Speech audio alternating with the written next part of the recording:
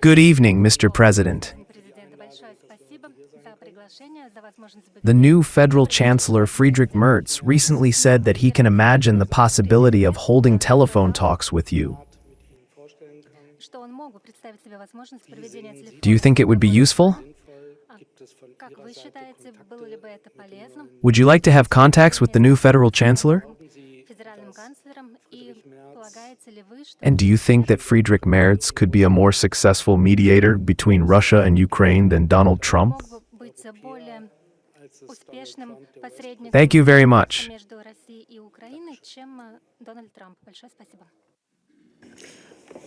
If the federal chancellor wants to make a phone call and talk, I have said this many times, we do not refuse any contacts, and we are always open to it. A year and a half ago, or rather 2, I had such conversations with Chancellor Scholz and other European leaders. They had a regular attitude, but at some point, when our European partners decided to strike a strategic blow to the battlefield, they stopped these contacts. They stopped them, but let them renew them. We are open, and I have said this many times. Can Germany make a greater contribution than the United States as a mediator in our talks with Ukraine? I doubt it. A mediator should be neutral, and when we see German tanks, Leopards on the battlefield, and now we are talking and looking at the fact that the Federal Republic is considering supplying Tauruses for an attack on Russian territory, using not only equipment, but also using Bundeswehr officers, this raises great questions. Everyone knows that if this happens, it will not affect the course of hostilities. This is out of the question, but our relations with everyone will be ruined. Therefore, we are considering the Federal Republic today, as well as many other European countries, not as a neutral state, but as a party that supports Ukraine, and in some cases, perhaps as a partner in these hostilities. Nevertheless, if we are talking about a desire to talk on this issue, to present some ideas on this matter, I repeat once again, we are always open to this. I do not quite understand your question. I agree with what? What do you want me to agree with or not? They said this and that, and then you asked, do you agree with that? Do you agree with either of their statements that it could lead to regime change? Оценками, что это может привести к смене режима и что Иран должен готовиться к безусловной капитуляции? As you know, Russia and I are in contact with the Prime Minister of Israel and President Trump on this issue. We always need to look at whether the goal is achieved or not at the beginning of something. We see that today in Iran, despite all the complexity of the internal political processes, we know about this, and I think there is no point in going deeper, but there is still a consolidation of society around the country's political leadership. This is almost always the case, and Iran is no exception. This is the first point. The second point, which is very important and everyone is talking about this, I will only repeat what we know and hear from all sides. These underground plants exist, nothing has happened to them. In this regard, I think it would be right for all of us to look for ways to end hostilities and find ways to reach an agreement with all participants in this conflict in order to ensure the interests of Iran, on the one hand, on its nuclear activities, including peaceful nuclear activities, of course. I mean both peaceful nuclear energy and peaceful nuclear energy in other spheres, as well as to ensure Israel's interests in terms of the unconditional security of the Jewish state. This is a delicate issue, and of course, we need to be very careful here. But in my opinion, such a solution can be found in general. As you know, at one time, we intercepted a project in Iran which was carried out by German companies and completed the Bucha nuclear power plant. The German companies left, and the Iranians asked us to continue. This was difficult because what the German specialists were doing was their design, and Rosatom had to make a lot of effort to adapt it all to the Russian design. Nevertheless, we did it, and this unit is working, and it is working successfully. We have signed a contract for the construction of 2 more units. The work is underway, and our specialists are on site. This is more than 200 people. And we have agreed with the Israeli leadership that their safety will be ensured. In general, it seems to me that, given Iran's plans to continue the use and development of nuclear energy, including in agriculture, medicine, and so on, but this is not nuclear energy. And in nuclear energy, we could, together with Iran, why do I think so? Because the level of trust between our countries is quite high, and we have a very good relationship with Iran. We could continue this work and ensure their interests in this area. I will not go into details now, there are many of them, and we discussed all these details with the Israeli side and with the American side, and we also sent certain signals to our Iranian friends. In general, we can ensure Iran's interests in the field of nuclear energy. At the same time, we can take care of Israel's safety. In my opinion, there are such options. I repeat, we have offered them to our partners, the United States, Israel, and Iran. We are not imposing anything on anyone. We are just talking about how we see a possible way out of the situation. But the decision, of course, lies with the political leadership of all these countries, primarily Iran and Israel. First of all, I would like to join my colleagues in expressing my gratitude for having the opportunity to be here, where you can directly listen to our colleagues from the agency, and thank TASS for hosting us. As you know, in a few days the NATO summit will take place, and one of the topics they will discuss is that Europe is thinking about rearmament and plans to spend more on military spending. My question is very direct. If you have the opportunity to speak to the members of this agency, what would you say to them?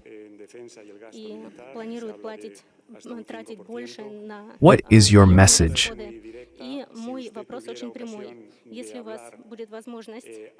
What is the task? Do you consider such a NATO rearmament a threat to Russia?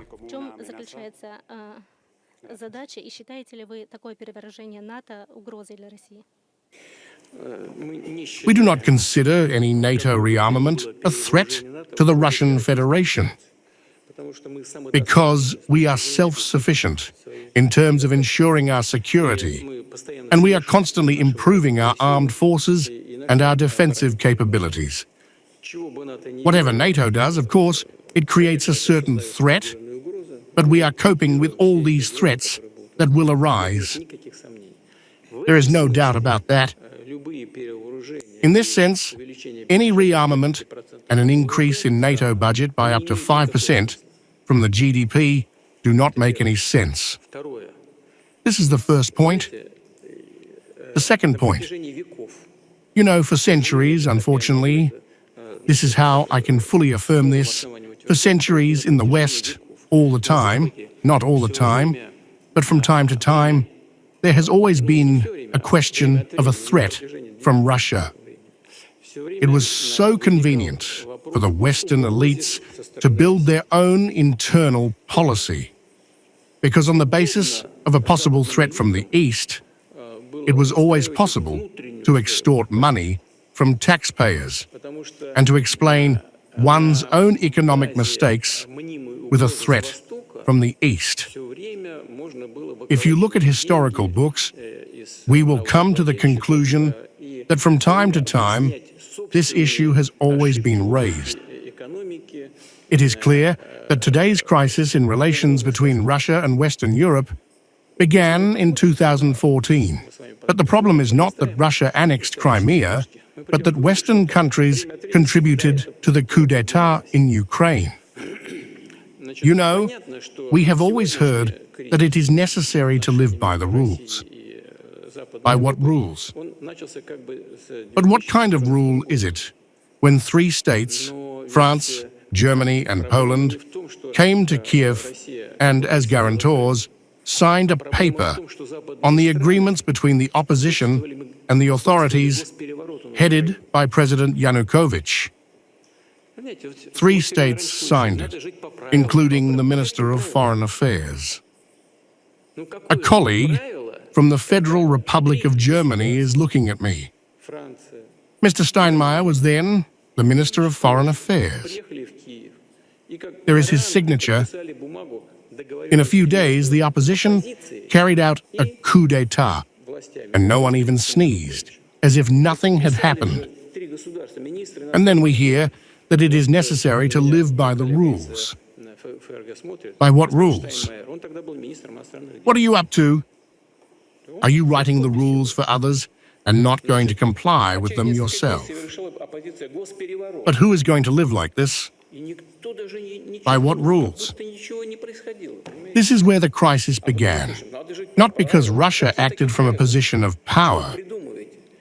No, it was those people whom we called partners, until recently, who started acting from a position of power. And the former Deputy Secretary of State, Ms. Zvonopoulos, said frankly, "We spent $5 billion. Why are we leaving now? We are not going to leave. We spent $5 billion on the coup." Wow, such revelations. Hello, we have arrived. Our Western partners have always acted from a position of power, at least after the collapse of the Soviet Union. It is clear why. I wrote about this because the world order after World War II was based on the balance of power between the winners. And now, one of the winners is gone, and the Soviet Union has collapsed. And the Westerners began to rewrite all these rules for themselves. What rules? After Crimea, events began in the southeast of Ukraine. But what can they do? People did not recognize this coup in the southeast. Instead of negotiating with them, they began to use the army against them. But we watched it. We tried to reach an agreement. For 8 years, you see, not 5 days. For 8 years, we tried to reach an agreement between the Kiev authorities, the primary source of power, of which is the coup, and the southeast of Ukraine, that is, Donbass. But in the end, the current authorities said, we are not satisfied with anything in the Minsk agreements. That is, we will not implement them. But for 8 years we tolerated it, you see. But it is a pity for people. For 8 years we mocked them. In the end, they still mock the Russian Orthodox Church. They mock the Russian-speaking population. No one pretends not to notice anything. In the end, we decided to put an end to this conflict. Yes, using our armed forces. What does this mean? Are we going to attack Eastern Europe? Once a well-known Hitlerite propagandist said, the more incredible a lie is, the sooner they will believe it. This legend that Russia is going to attack Europe, the NATO countries, is the most incredible lie that they are trying to make the population of Western European countries believe. But we understand that this is nonsense, you see. Those who say this do not believe it themselves, and you probably do not either. At least one of you believes that Russia is preparing to attack NATO. What is this? You know that NATO countries are now spending $1.4 trillion on arms. This is more than all the countries of the world combined, including Russia and the People's Republic of China. And what is the population in NATO countries? $300 million, $340 million. Russia has about 145, 150 million now. And we are spending incomparable money, simply incomparable money, on arms. And we are going to attack NATO. What nonsense is this? And everyone understands that this is nonsense. And they are deceiving their population in order to get money out of the budget. 5%, 3.5%, plus 1.5%. And this explains the economic and social failures. Of course, the FRG is the leading economy of the European Union. It balances on the verge of recession. Why, by the way? I still cannot understand why the Federal Republic refused to use Russian energy sources. We supplied Ukraine with energy from other European countries. Ukraine receives transit money from us up to $400 million a year. And Germany, for some reason, refused to receive Russian energy. Why? There is simply no rational explanation. Why? Volkswagen is dying, Porsche is dying, the glass industry is dying, the precious sphere is dying. What for? I will buy a ticket for the evil conductor and will not go. Is that so? This is nonsense.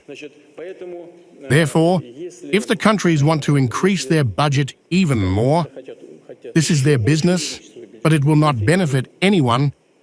They will, of course, create additional risks. Yes, they will. But this is not our decision. This is the decision of the countries. I believe that this is absolutely irrational and pointless. And there are no threats from Russia, of course. This is just nonsense. Yes, Dr. Goebbels said it yesterday. The more incredible a lie is, the sooner they will believe it. And someone, probably in Europe, believes it. It would be better to deal with saving their automotive industry and increasing their earnings. My wife studied in Russia at the university. She really wanted to come. We listened to a wonderful concert. It was great. Russia has always paid attention to art and literature throughout history. On the one hand, there is a continuation of cultural and artistic events in Russia. On the other hand, there is a war between Russia and Russia. I would like to talk to you about how this war can end. Before that, you signed an agreement with Erdogan, the president of Turkey, on a grain corridor. Last week, Mr. Erdogan called for a peace summit in Turkey. Mr. Zelensky immediately agreed. Mr. Trump said that if Putin goes, I will come. We received a message from the Kremlin that the conditions for this have not yet matured. In this regard, I would like to ask you, do you give the leaders an important role in resolving this issue? And what conditions should be met so that the leaders can come together and put an end to this conflict? Thank you very much. As for President Trump's statement, I heard it in a different way. Mr. Trump said that Putin is not going because I am not going. What is he supposed to do when I am not there? And he is right. In this sense, he is absolutely right. Secondly, he has repeatedly said that if I were president, there would be no war. I think he is right here too. I will tell you why. In one of my last phone conversations with Mr. Biden, I told him that I will not go into details now, of course. We have recorded conversations on this. I told him that there is no need to bring hot conflicts to a head. We need to resolve everything peacefully, and we must force the current leadership of Ukraine to meet the demands of its citizens living in the southeast, to put an end to the genocide of the Russian-speaking population, to stop violating human rights, as the previous Human Rights Administration has always said. By the way, I told him then, it seems to you that everything will be resolved so easily now, but it may take some time, and it would be better not to do what you are pushing the situation towards. I told him this, Mr. Biden.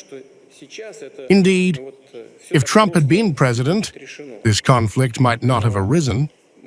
I am allowed to say this. As for meetings at the highest level, you know, I was a participant in the talks in Minsk when we were looking for the principles of peaceful settlement, and we talked for 17 hours straight, all night long. Yes, we agreed on these principles, but they were not fulfilled by the Western side. The former chancellor said that it was necessary to win time in order to arm Ukraine. But she said it publicly, and no one forced her to do it. The former president of France confirmed the same thing. They said it, you see. It turned out that our so-called Western partners were not going to do anything. We need to find a solution that would not only put an end to today's conflict, but would create conditions for such situations not to be repeated in the long term. When the conflict had just begun, we persuaded the Ukrainian side to reunite this part of Ukraine that had left the Minsk agreements. But they refused to do so. As a result, the armed conflict began. What did we do? You see, I have already told Secretary General Guterres, and I said it publicly. You can argue all you want, you see. You can blame Russia for starting the aggression. But listen to me. You do not need to be an expert in the field of public international law in order to understand the logic I am going to tell you about. A part of the territory of one country has decided to separate itself from the rest of Ukraine. This includes the southeast of Ukraine, Donetsk and Lugansk.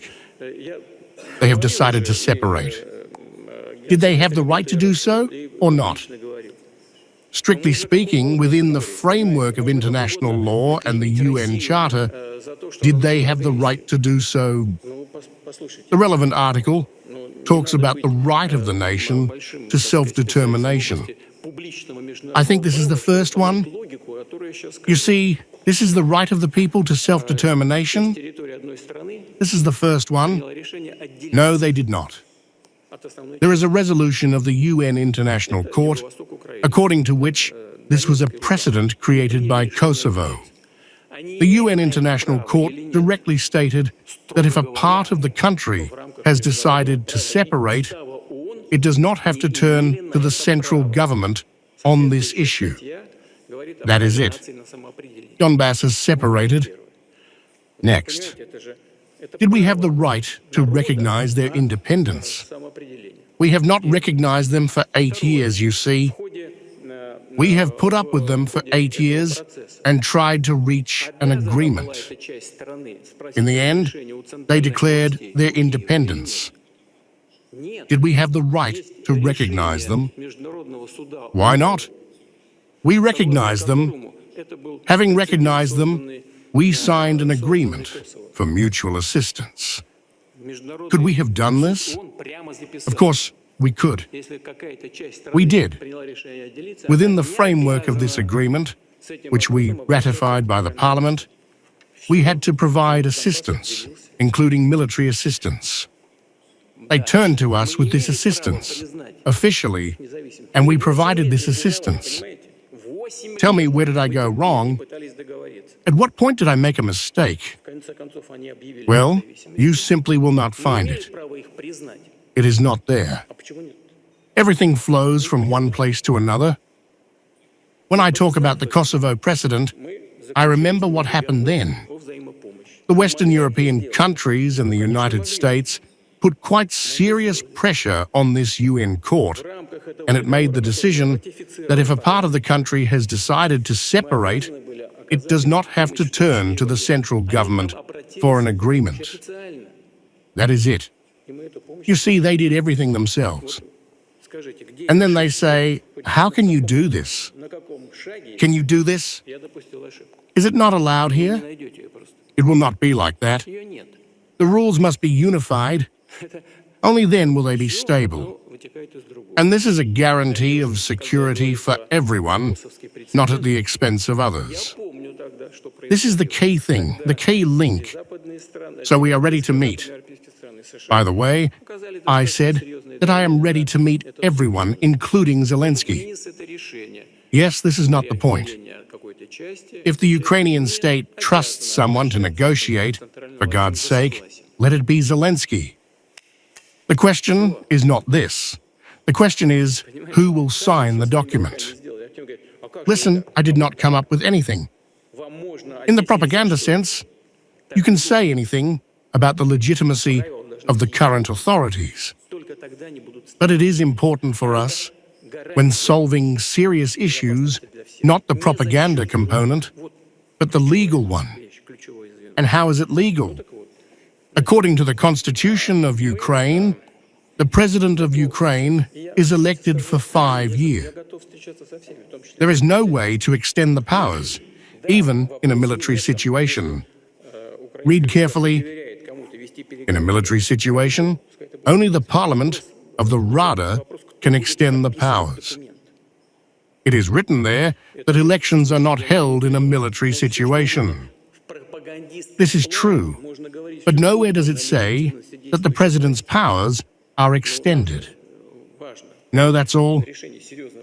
According to the Constitution of Ukraine, it is not a parliamentary and not a presidential republic, but a presidential parliamentary republic. What does this mean? It means that all the authorities are formed by the president, including the democratic society. This is how the state can be arranged. Everyone is appointed president, and all military leaders are appointed president, all ministers are appointed president, and all governors are appointed president. There is no election, but if the first person is illegitimate, the entire system of power becomes illegitimate. Why am I saying this? We do not care who is negotiating, even if it is the acting head of the regime. I am even ready to meet. But if it is some kind of final stage, so as not to sit there and divide something endlessly, but to put an end to it. But the signature of legitimate authorities should be there. Otherwise, the next one will come and say, throw it all away. But this is not possible because we are solving serious issues.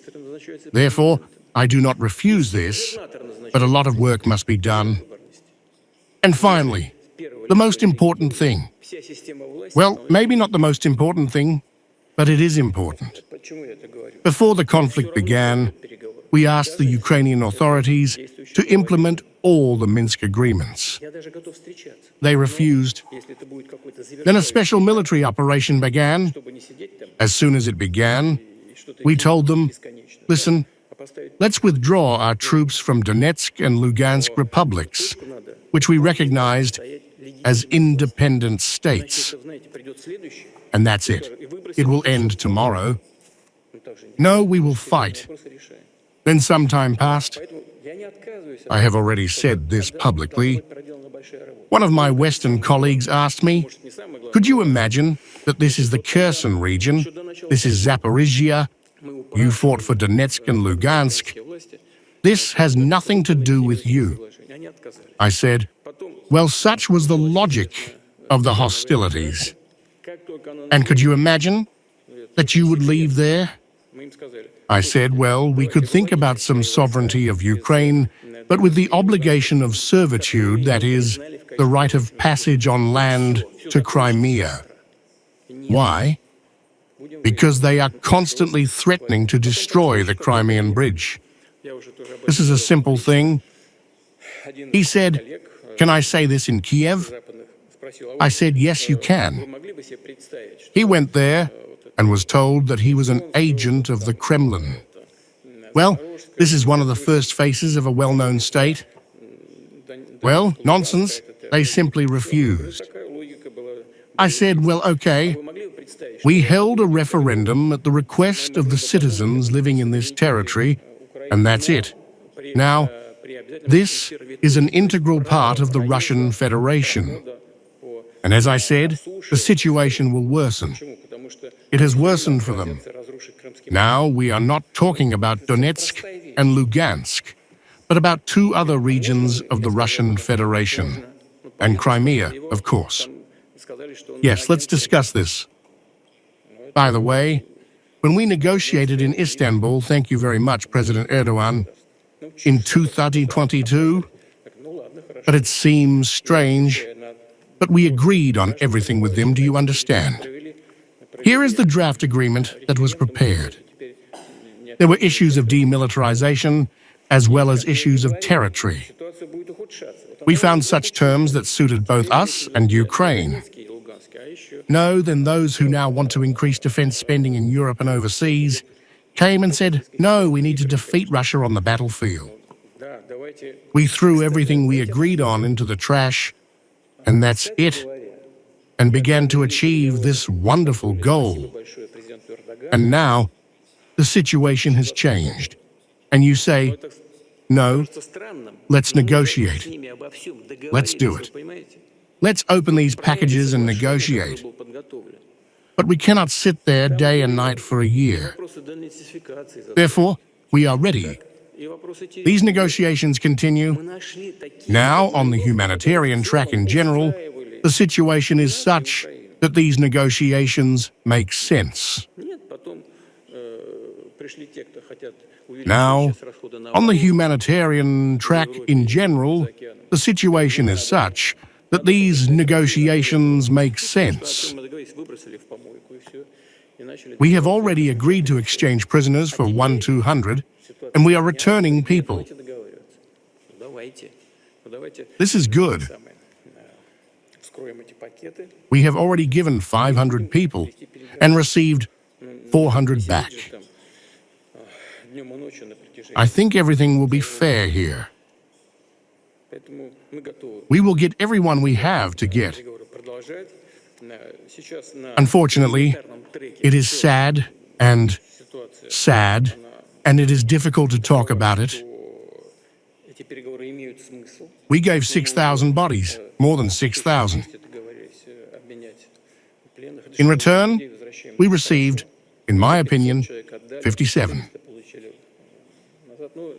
And we have already given 6,000 bodies of Ukrainian servicemen, 660, I think. We are ready to give another 3,000 now.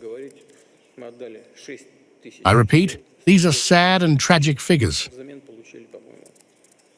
Nevertheless, this is a matter of humanitarian nature. Thank you very much for the platform and President Erdogan. Thank you. But we are ready to negotiate substantively on the principles and regulations, but the Ukrainian side should also be ready for this. Its Western sponsors and so-called allies did not push for the fight against the last Ukrainian, but pointed to the realities of today and pushed for agreements, not for the continuation of hostilities.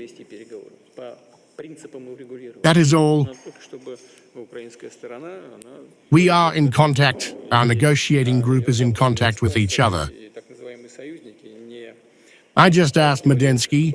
He said he had just spoken to his counterpart from Kiev today. In principle, they agreed to meet after the 22nd of July. But I must say, right away, that both Mr. Fieden and President Erdogan are doing a lot to achieve this settlement. However, as Mr. Trump, the President of the United States, should say, he is also, in my opinion, sincerely striving for settlement. Of course, we will rely on the position of our friends from China, India, and other countries. We are constantly in contact with them on this issue. They are also very concerned about this. When I meet with the leaders of these countries, almost all our conversations start with this, and I tell them about it. And we are grateful to them for thinking about it and looking for a solution to this conflict. Believe me, we also want to complete it as soon as possible and even better, in a peaceful way, if we can agree. If tomorrow Israel, with the help of the United States or without the help of the United States, simply conquers Khamenei, what will be your reaction and the reaction of Russia and your first actions? This is the first part of the question. Mr. Talby, if you allow me, I hope that this will be the right answer to your question. I do not even want to discuss such an opportunity. I do not want to. Well, they are already discussing it most openly, Mr. Trump, Mr. Netanyahu. I hear all this, but I do not even want to discuss it.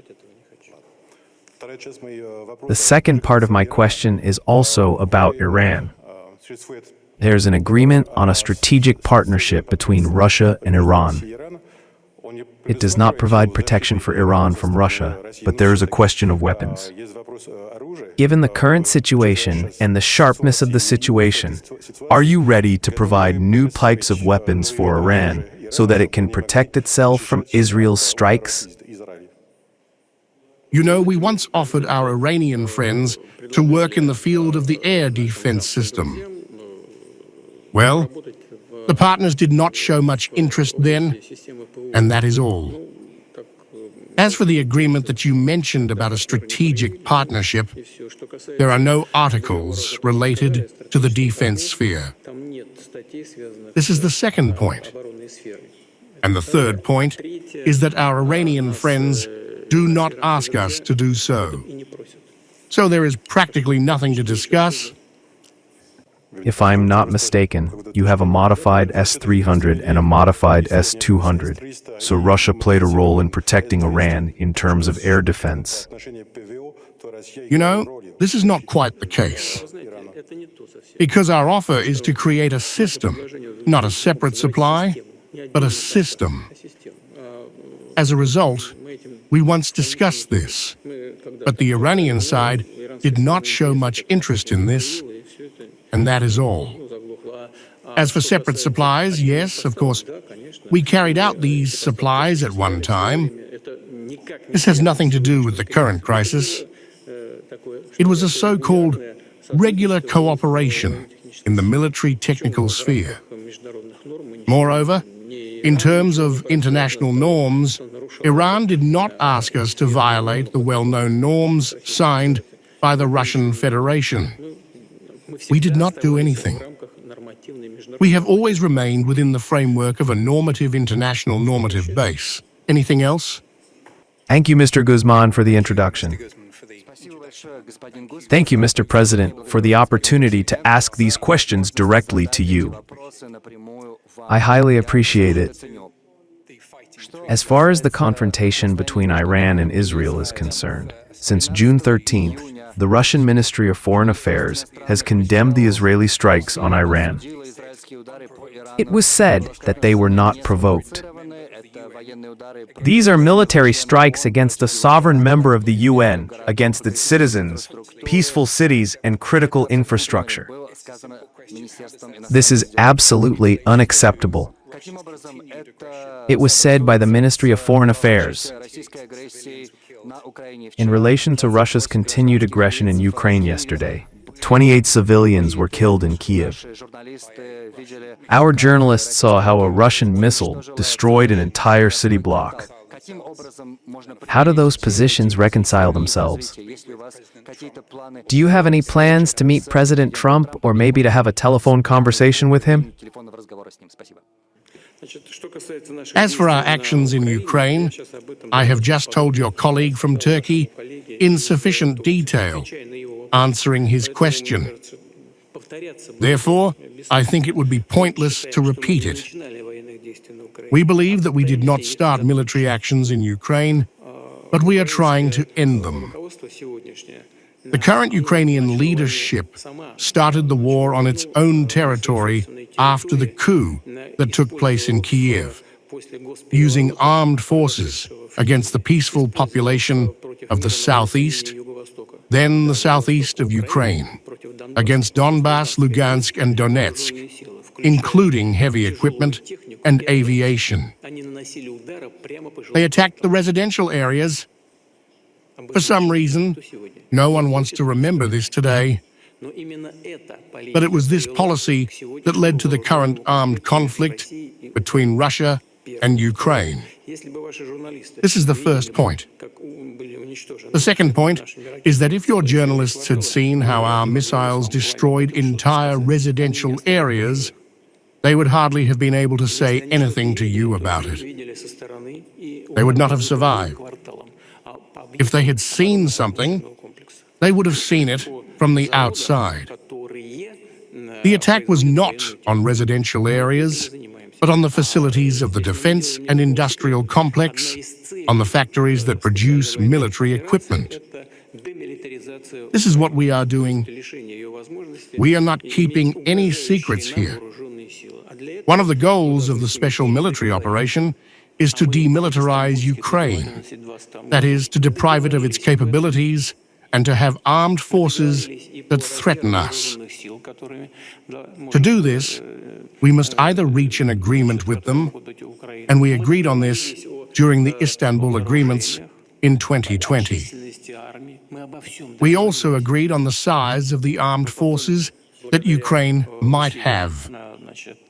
We agreed on the number of armies. We agreed on everything. But then, thanks to the efforts of the Western allies of Ukraine, they threw these agreements into the trash, as I said, and decided to fight us to the last Ukrainian and to a complete strategic victory. This is not possible. Therefore, instead of peaceful agreements, we are forced to achieve this goal with the help of the armed forces, namely demilitarization. We will not allow Ukraine to have armed forces that threaten the Russian Federation and its people. Your journalists have seen these blows. And of course, if we do not reach an agreement peacefully, we will achieve our military goals. Therefore, there is nothing unusual here. I hope that I have answered your questions in this regard. As for the Foreign Ministry's statement, I think it is also clear and very transparent, and it refers to international law. As for our actions in Ukraine and our agreement with international law, I have just told you our logic. From one step to the next, we believe that this completely complies with the UN Charter. As for the Foreign Ministry's assessment, well, this is our Foreign Ministry. Well, you can see for yourself how objective it is in your opinion and what it has in mind. I did not notice anything in your mind. In this regard, I hope I have satisfied you and answered your question. As for possible meetings with Mr. Trump, well, it would certainly be highly useful. I agree with the President of the United States. It should, of course, be prepared and end with some positive results. The track is a good choice. We have spoken on the phone with President Trump several times. We have great respect for his intention to restore relations with Russia in many areas, including security and economic activity. Look, our import to the United States has decreased by 10 times, and by 4.5 times our import from the United States to Russia has decreased. The truth is that it was small. It was $27 billion, and now it has dropped by several dollars. But the truth is that over the past year, the volume of goods in circulation has increased with the United States. It has fallen with many European countries, but it has increased with the United States. Therefore, I hope that Mr. Trump is not only a politician and not only a man whom the American people have entrusted with the fate of their country, he is also a businessman. And I see a big advantage in the fact that he thinks everything through. Since he has become a rich man, he probably thinks it is good. He thinks about what those or other steps will lead to in relation to Russia, how much it will cost taxpayers, how much it will cost the US economy. And we see now the interest of the American business in building relations with Russia. There are already contacts between our large companies that want to return to our place of work. All in all, this instills a certain restraint and optimism. And I hope that both the President of the United States and his immediate circle will see and hear this. And together with business representatives, decisions will be made aimed at restoring Russian-American relations. In addition, we have contacts with Mr. Rubio, the Secretary of State, and Mr. Lentz, the Vice President. In general, gradually, relations are being established, and conditions are being set for restoring relations. We hope that this trend will be maintained. We are ready for this. Today, the president was supposed to attend the meeting of the representatives of the Iranian news agency, but he could not come because of the war. But you know that, in response to the previous question, there was a direct strike, a deliberate strike on the building of the state TV and radio company in Iran, in Tehran, and a huge number of journalists died in Gaza from the strikes in Israel. Do you have a plan of support for Iran, Mr. Putin? I think that the Iranians have asked this question. Will Russia support Iran? I would like to ask this question on their behalf. Look, your colleague has just spoken about the statement of the Russian Foreign Ministry on the events between Israel and Iran. Everything is laid out in our position. I have nothing to add. That is all. We are in contact with our Iranian partners on a permanent basis. We had this contact today, and I think we will have it tomorrow and the day after. We continue our relations. This is the first thing. And the second thing, I have already said this, is that our specialists work in Bushehr. There are 250 people, and the total number can reach 600. And we are not leaving. Is this not support? Well, Iran has not contacted us for other support. But I repeat, we have been given the estimates. Mr. President, I would like to return to my first question. Because we are talking about what is being discussed in German society very actively. Olaf Scholz held a debate on the delivery of the Taurus rocket. When he was Chancellor, and now Chancellor Merz has not yet publicly said what will happen. If Germany were to deliver the Taurus, how would the Russian Federation react to this? I have already spoken about this.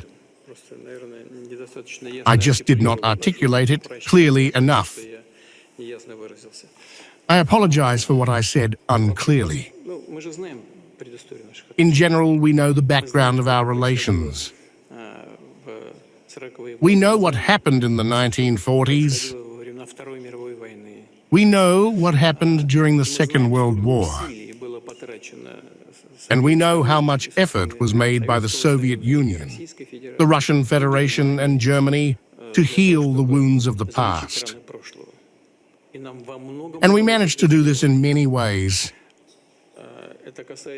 This applies to East Germany, the German Democratic Republic, but it also applies to Western Germany, the Federal Republic. It is enough to remember what Willy Brandt and his party comrades did. Kohl also did a lot. The Soviet Union opposed the division of Germany. It was not the Soviet Union's initiative to divide Germany after the Second World War. We were against it. And in any case, no one doubts that in the 1990s, it was Russia, the Soviet Union and Russia who played a decisive role in uniting Germany and breaking the wall. I hope no one in Germany has forgotten this. I would like to underline that our representative of the Russian Parliament wrote this in his letter to his colleague, the Federal Republic. Russia has not taken a single step in the entire recent history, I would like to emphasize, which would contradict the interests of the German people and the Federal Republic of Germany. Well, the situation has changed now. I do not want to give estimates of the position of the Federal Republic, which occupies us as a result of the assessments that are given in many Western countries. All right? This is a question of political estimates. When we see German tanks in Ukraine, not even in Ukraine, but in Kursk, for example, there is no doubt that it is Russian. This is, of course, a different story. And what are Tauruses? These are high-precision weapons that Ukrainian servicemen cannot control. They are not able to do this. This is an obvious thing. Everyone knows this. It is impossible to use Tauruses without space reconnaissance. Only Western countries can do this. It is impossible to use Tauruses without German officers. Only German officers can control Tauruses. What does this mean? Does this mean that Bundeswehr servicemen will strike Russian territory with German weapons? What does it mean if the Federal Republic is not drawn into a direct armed conflict with the Russian Federation? This cannot be called otherwise. This is not our choice. We do not want this to happen. But if the leadership of the Federal Republic makes such a choice, all right, we will make use of it. I will not go into details now, but this will certainly cause serious damage to our relations. I say this very gently, but this will not have any impact on the course of hostilities, because the Russian armed forces have a strategic advantage in all areas, in all of them. No matter what anyone says, our troops advance along the entire line of combat contact every day, more or less, but they advance every day. And further advance, even if Tauruses are used, is inevitable. This means that we will destroy our relations with Russia, and there will be no result on the battlefield.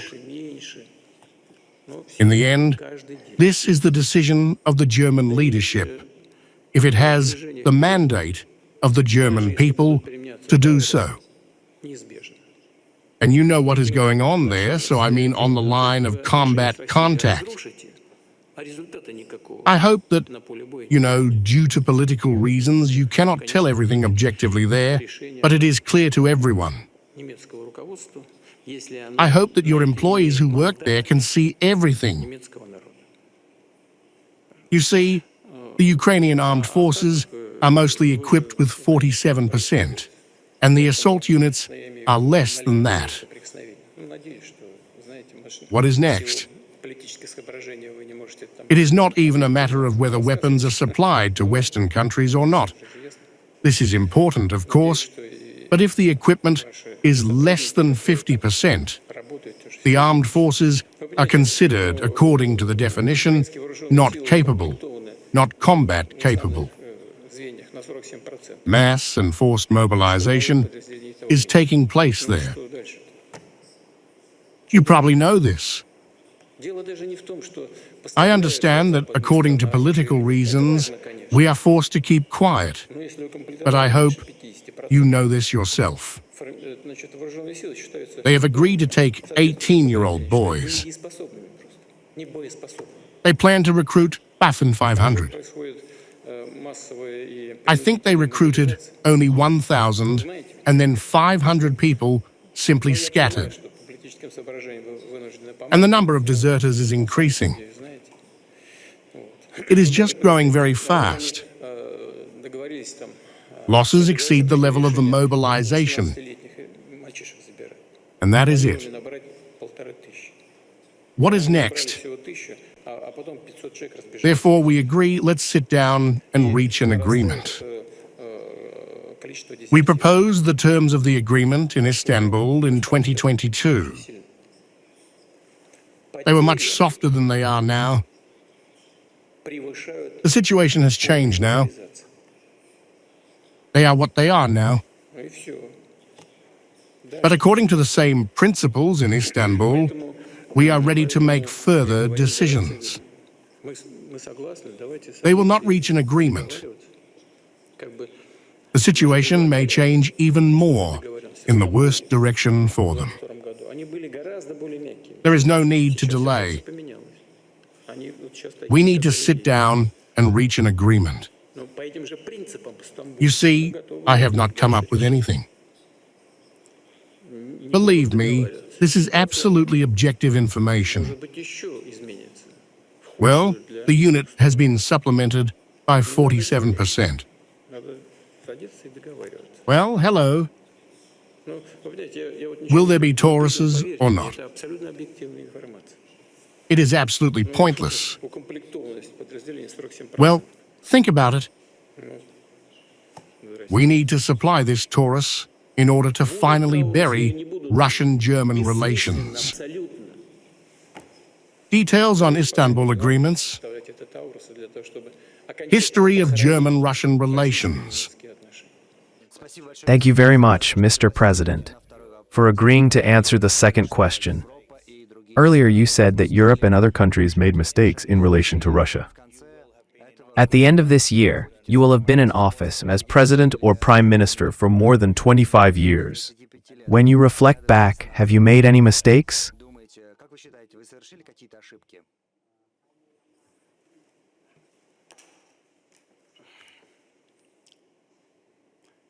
Who among you, without sin, will be the first to throw a stone at me? Let us finish here. Thank you.